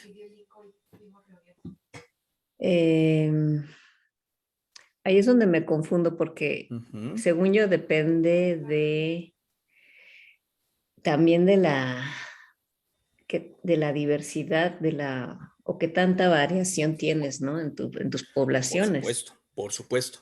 Pero ahorita en este modelo, a mayor tamaño efectivo, mayor diversidad. Así de sencillo. Entonces, ¿cómo esperaríamos? Si tenemos tamaños efectivos más grandes, tenemos entonces más diversidad. Si tenemos más diversidad, ¿qué pasa con los tiempos de coalescencia? ¿Cómo serían? Como más pegaditas no sé cómo explicarlo, como más pegadas, digamos, bueno, es el tiempo, ¿no? Lo largo del... Ajá, sí. Ajá, más largos, exacto. Ahí pusieron algo en el chat. Gracias, sí, gracias. La raíz va a ser más larga. Sí. Muy bien, entre todos. No, está bien, está bien. Sí, digo, también, yo sé que ya lo vimos, pero me interesa mucho que lo razonemos, ¿no? No nos los debemos de aprender de memoria. Muchas gracias, Liz. Muchas gracias, Carmina. Muchas gracias, Jesús. Exactamente, ¿no? Entre todos ya lo logramos. ¿Cómo esperar? Todavía no los hemos visto. Acuérdense que estos algoritmos finalmente tienen el componente aleatorio. No hemos visto los árboles, nada más los simulamos. Pero ¿qué es lo que esperamos? De entrada esperaríamos, son dos poblaciones, esperaríamos, como bien nos dijo Liz, entonces dos grupos, ¿sale? Pero además también, ¿qué esperamos? Que la población que tiene un tamaño efectivo más grande va a tener más variación y entonces esperamos los tiempos de coalescencia más largos, más profundos. O su raíz o su... Sí, pues sí, su raíz va a ser más larga. Es decir, vamos a ver si es cierto. Y aquí está, vamos al chat, lo voy a poner aquí al ladito. No lo voy a hacer chiquito porque estorba. Vamos a ver si es cierto, ¿no? True trees. Ahí está. Listo. ¿Qué tal, Entonces, tenemos dos grupos que van a corresponder a una otra población. Muy bien, Liz. La que tiene el tamaño efectivo más grande, entonces va a tener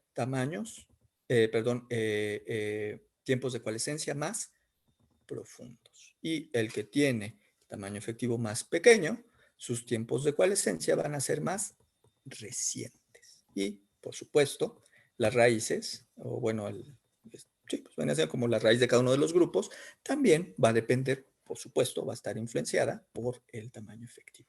Ah, ¿qué tal, A ver, vamos a ver otro. Miren este.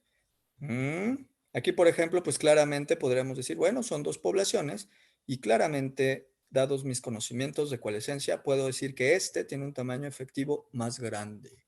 ¿Por qué? Porque tiene tiempos de coalescencia más largos y su tiempo final de coalescencia de esta población también es más profundo, lo cual quiere decir que tiene más variación genética, le hace un tamaño efectivo más grande. Ah, muy bien. A ver los otros. Miren, aquí está. Aquí está. En este se ve también clarísimo. Miren, este sí es como para ponerlo en un libro. Miren, ahí está. Y listo. Ah, este salió medio...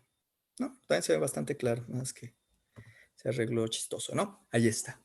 Padrísimo, ¿no? Exacto. Entonces, eso también es algo que les va a servir, ¿no? Aprendemos a hablar coalescencia o leer coalescencia. Interpretar esto que estamos viendo. Esto es la base, ¿no? Esto finalmente es la base de los análisis. Tengamos esta percepción, pues, y dense cuenta entonces que ahorita ya podemos decir, ah, bueno, entonces lo que yo estoy poniendo aquí, que es lo que yo quiero hacer, ¿no? Que quiero hacer una simulación en donde haya dos poblaciones, una de ellas tenga un tamaño efectivo más grande que el otro, sí está pasando y lo estoy viendo en mis topologías. Jesús estaba... Sí quedó muy raro tu dibujo, Jesús. Ok. Bueno. Pero si quieren reír, vean el chat un momento. Listo. Bien, ¿no? Padrísimo, ¿no? Padrísimo. Importante entonces, eso no se nos debe de pasar. Vamos a siempre que trabajemos con fase cual. Tiene algunos, incluso hay un paquete de R que nos permite hacer estos templados, pues, para las simulaciones, pero a mí no me resultó tan transparente de usar y de hecho tampoco lo vi tan útil, pero bueno, nada mejor que esto. Vamos a seguir con otro un poquito más complicado, que es el de... Ay, qué lata, porque lo abro con que con no. Ábrelo con sí. Listo. Son dos poblaciones con tamaños efectivos distintos, sin crecimiento, pero aquí vamos a meter una tasa de migración. ¿Sale? Miren, aquí la migración se pone en forma de matriz. Es decir, de aquí, vendría siendo la población o el DM1, bueno, población o DM, como queramos llamar, del 1 al 1, pues 0. Del 1 al 2.1 y de aquí del 2 al 1.1, ¿no? Es decir, aquí estamos asumiendo una matriz de migración simétrica y está ya está especificada. Bueno, pues esa es una matriz, entonces no pasa nada. Entonces, miren, tenemos todo igual, pero lo que hicimos fue agregar una matriz de migración. Ok, vamos a correrlo. Así igualito. Miren qué padre. Ya están siendo más complejos. Este es con migración. Ok, igualito vean que el comando realmente es exactamente el mismo, solo lo... Ay, cerré Ay, sí lo cerré. Bueno. Listo, ahí está, ya corrió. Y aquí tenemos entonces el de 2 poblaciones con migración. Listo. Bien, otra vez la pregunta, ¿cuál sería la predicción? Vimos de entrada que con 2 poblaciones tenemos 2 grupos. Pero ¿qué pasa si tienen mucha migración estos 2 grupos? ¿Qué pasaría? ¿La variación aumentaría?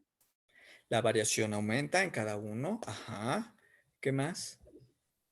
La diferenciación entre ellos dos se disminuye. Disminuye la diferenciación entre ellos dos. Vamos a ver si es cierto. 2 pop. 2-pop. Mig. True. Trees. Vamos a ver los arbolitos. Ahí cerré los otros. Ah, caray. ¿Ah?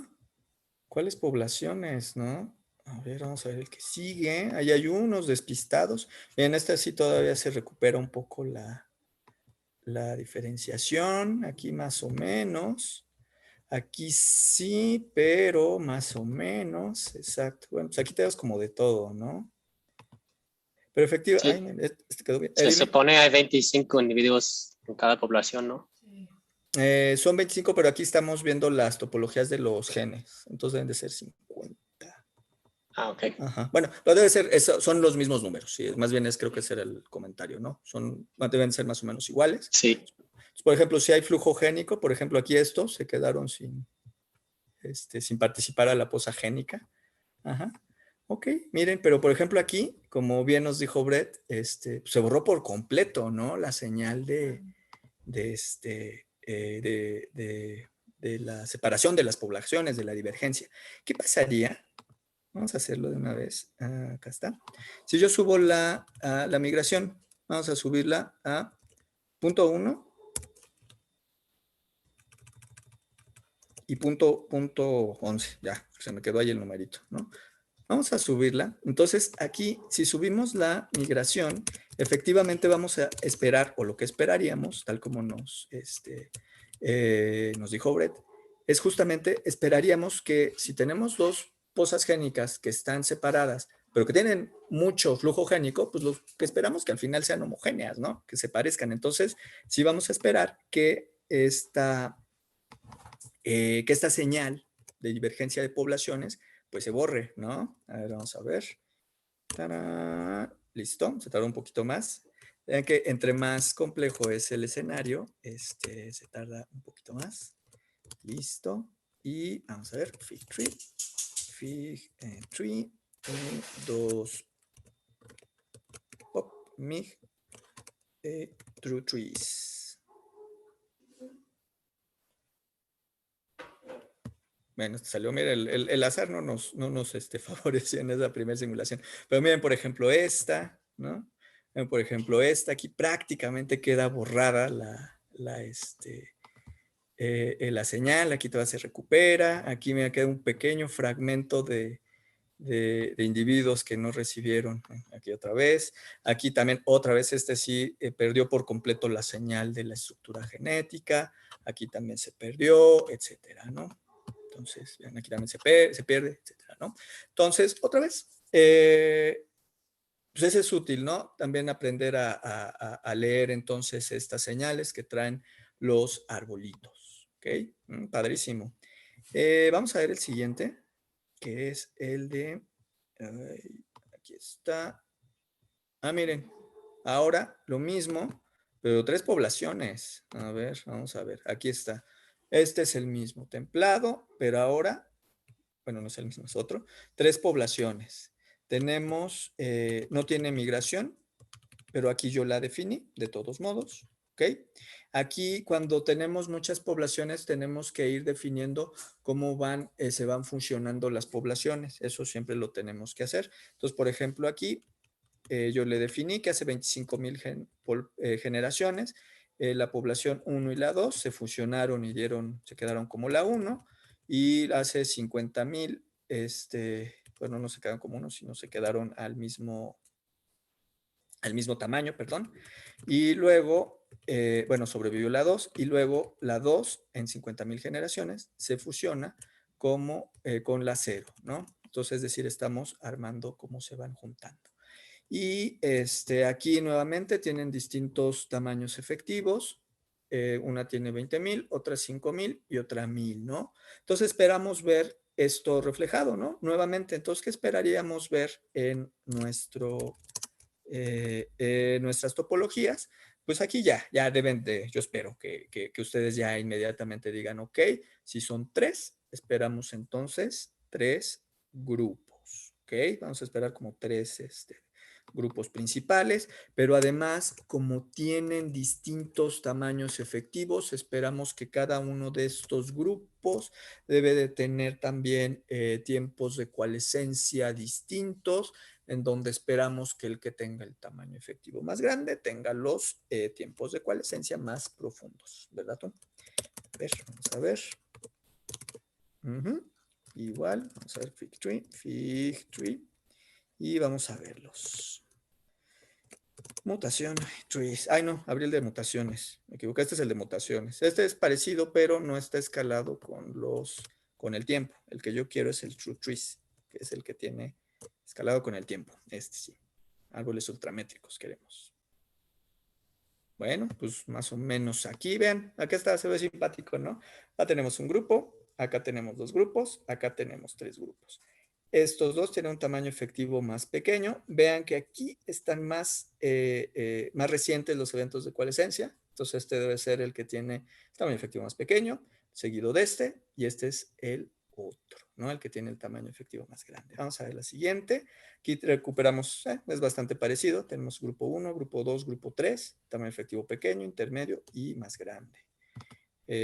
Acá, miren, este está interesante. Otra vez grupo, supongo que 1, el grande, el intermedio y acá. Y bueno, de ahí para el real, ¿no?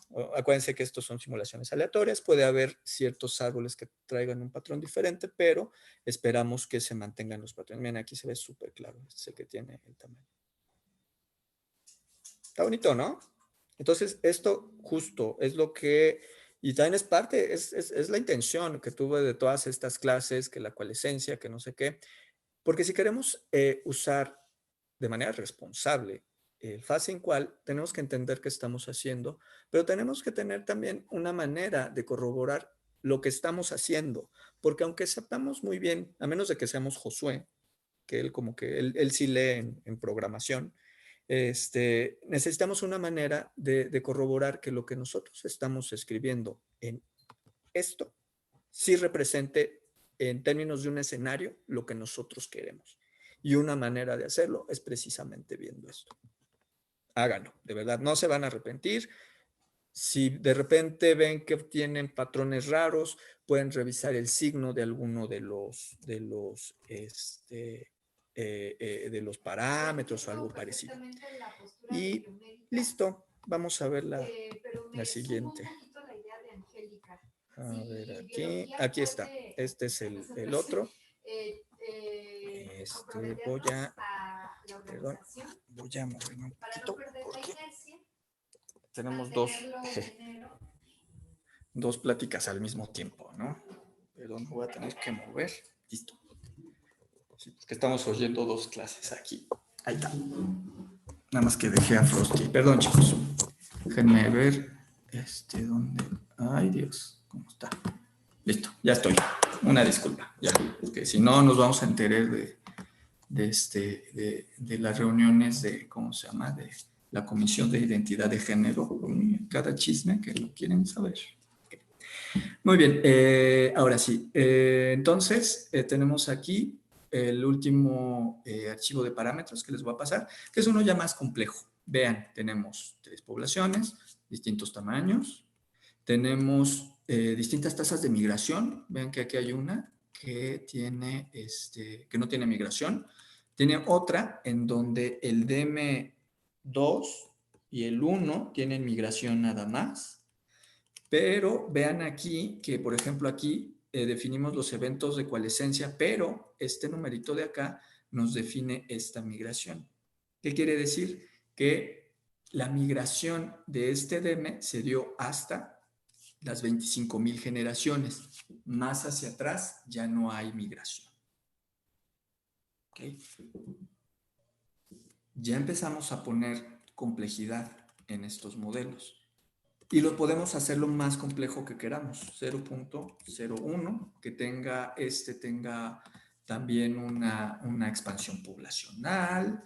Queremos, sí, pero queremos también otra tasa de migración, la podemos meter por ahí, podemos meter más eventos. Quiero decidir que ahora pues se me antoja que este marcador tenga una tasa de mutación, más lenta, pero además que sí tenga recombinación efectiva. Entonces vamos a ponerle 0. No, eso es altísimo, esa recombinación, no sé, así. Listo, ahí está. Entonces, bueno, la idea de estos templados que les voy a pasar es que vean también una cosa, que realmente al que llegué al más complicado, vean que realmente es es el primero. Y lo que fui haciendo para hacerlo más complejo es lo que les dije desde el principio. Tengan el básico, córranlo. ¿Ya corrió? Muy bien. Agreguemos 2 poblaciones, agregamos los tamaños efectivos y lo vamos haciendo más complicado. Fue exactamente lo que hice para generarlos todos. Y es lo que yo les recomiendo que ustedes hagan cuando estén usando este programa. De tal manera que podemos terminar entonces con bueno, que le puse SEO, pues es que es de complejo, de mayor complejidad, que no sé ya dónde quedó. Miren todo lo que tengo abierto. Aquí está. Y lo pueden entonces hacer muy complejo, ¿no? Podemos meter cambios de tamaño efectivo, podemos poner migraciones, pero migraciones en solo ciertos tiempos, migraciones que se detuvieron, que aumentaron, que cambió, etcétera, etcétera, etcétera. Otra vez, acuérdense que pueden ustedes entonces simular escenarios muy complejos, pero esta complejidad viene acompañada de la cantidad de parámetros que se tienen que simular, que eso lo vamos a ver la clase que entra. Entonces, también tengan en cuenta que entre más complejo sea, necesitamos mayor número de simulaciones. Necesitamos el orden de millones. ¿Okay? También tómenlo en cuenta. Y listo. Y corran también siempre sus arbolitos, siempre traten de comprender qué es lo que escribimos en nuestro archivo de parámetros. Entonces, bueno, mi idea el día de hoy sobre todo era tratar de quitarle este halo de caja negra y misticismo a estos formatos de parámetros, ¿no? Y sobre todo tratar de deshacernos de esta caja negra que viene del formato de parámetros a un resultado, ¿no? Al menos ya sabemos qué es lo que estamos simulando, qué características debe de tener, al menos en términos de topologías coalescentes, que finalmente si estas topologías coalescentes tienen una congruencia con los escenarios que nosotros conocemos y que sabemos cómo deben de ser, si tienen esta congruencia, bueno, sabemos que vamos bien, ¿no? Yo les recomiendo que hagan eso. Y por último, este es el 1. Espérenme un momentito. Ay, Dios, ahora sí ya me perdí. Tengo demasiadas cosas. Aquí está. Miren, lo encontré luego. ¿Cómo se llama? Un troubleshooting. Cuando, por ejemplo, tenemos aquí el más sencillo, ¿no? Corre perfecto. Es muy fácil que nosotros cometamos errores o que haya cosas que nosotros omitimos. Por ejemplo, si yo agrego un comentario aquí, una línea extra, hola, y lo guardo, y lo corro, dije. Vean, oye, ¿sí corrió? Vamos a ver si corrió realmente, ¿no? Entonces agarramos y decimos, porque Jaime nos dijo que siempre revisemos que corriera, ¿no? Entonces nos vamos y, por ejemplo, vamos a ver los arbolitos. Está vacío el archivo de los árboles. Y vean que realmente el programa sí nos suele mandar errores, pero aquí nada más el único error aparente es este. Ya cuando nos fijamos, podemos ver que pasó algo raro, ¿vale? Y generalmente aquí viene toda la información. No leyó bien el archivo, ¿no? Y esto fue, ¿por qué? Porque metí una línea de comentarios extra que no debería de estar ahí, ¿no? Por ejemplo, Otro caso de error muy común es omitir, por ejemplo, alguno de los apartados, porque ya vieron que a pesar de que no tenemos tasas de crecimiento, tenemos que decirle que no hay. Si nosotros omitimos esa línea y de todos modos lo corremos, nos va a mandar un mensaje igual. De todos modos, nosotros nos vamos al de archivo, bueno, al de Arlequín, por ejemplo, tenemos un archivo vacío. ¿Ok? Esto puede ser bastante frustrante porque justamente el programa no nos avisa bien en dónde estuvo el error. En general, los errores vienen, por ejemplo, aquí, que omitimos una línea, pusimos una línea de más. Por ejemplo, cuando tenemos formatos que tienen varias poblaciones, a lo mejor omitimos, por ejemplo, ¿no? Omitimos el tamaño de muestra de una de las poblaciones. Entonces eso va a hacer que nuestro programa lea desfasadamente las líneas, o que por ejemplo aquí le puse 10 y nada más especifique 9, etcétera. Puse un 0 de más o un 0 de menos, ¿no? Todo ese tipo de cosas hay que tomarlas en cuenta. Tengan entonces cuidado, es muy fácil equivocarse con esto, puede ser frustrante al principio, pero si ustedes empiezan con uno muy sencillo, modifican una cosa y lo corren y corre, perfecto, y me voy siguiendo hacia adelante. Si le modifico algo y deja de correr, me regreso al paso anterior y veo qué fue lo que pasó y qué fue lo que hice mal. Y eso nos va a ayudar para poder obtener entonces nuestros escenarios ya bien corriditos, ya con sus arbolitos, comprobamos que estamos haciendo lo que queremos que estamos haciendo y listo. Uf. Esto es lo que les quería platicar de fase incual. Esto, listo. Realmente esta clase o esta práctica, si lo quieren ver así, se las muestro así porque he visto que la limitante que he notado en muchas personas, y yo me incluyo en ellas, que en algún momento sí mandé por un tubo el programa, fue justamente esta complejidad, luego armar los escenarios, luego no corren, pero no me dice bien por qué no corrió, entonces ya no corre, ya no sé, y luego la angustia de que, ok, ya corrió, pero estará haciendo lo que yo creo que está haciendo o está haciendo cualquier otra cosa. En fin, bueno, eso es con respecto a fase incual. Entonces, ya teniendo esto, ya lo demás no es que sea muy fácil, pero ya digamos, ya lo demás puede ser un poquito más automatizado, ¿no? Más bien aquí pues, es correr las genealogías, porque los siguientes pasos pues ya son auténticas recetas, ¿no? Mientras que la elaboración de los escenarios, de las simulaciones, es la parte que requiere de pues, ver cómo lo vamos a simular, cómo lo vamos a poner y que nos quede bien. Y eso lo vamos a ver en la otra clase. Y listo. Antes de que vayamos a preguntas o dudas o inquietudes, artículos. Vamos a ver entonces 2 artículos y necesitamos 2 voluntarios. Son 2 artículos, están bien coquetos, ¿eh? Es uno de pajaritos también. A ver si lo encuentro. Ahí vemos cuál es. Es uno de pajaritos y los dos son de tamaño efectivo. No los encuentro. Bueno, pero están bonitos los dos. Necesito 2 voluntarios. Y hay ¿Quién una dijo yo? voluntaria, Raquel. Raquel, ¿cuál quieres? ¿Pajaritos o creo que es de osos? ¿Qué quieres, Raquel?